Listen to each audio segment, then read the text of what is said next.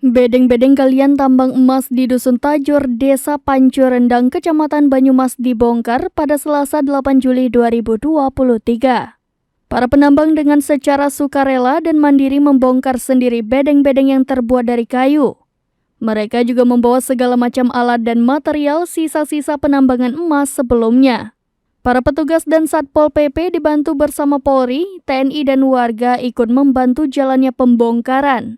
Salah satu penambang, Solihin, mengatakan sejak ditutup dia sampai saat ini masih menganggur. Sebelumnya ia bekerja serabutan.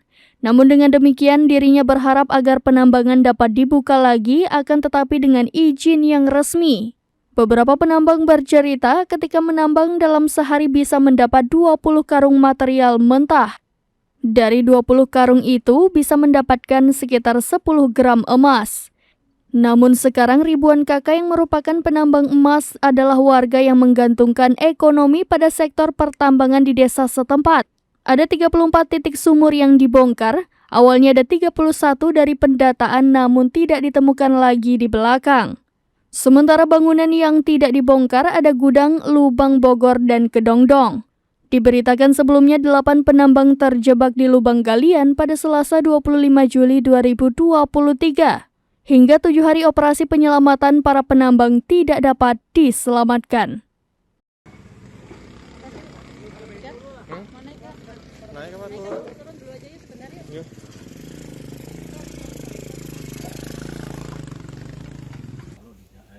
Makanya saya tuh penasaran itu air dari mana kan gitu.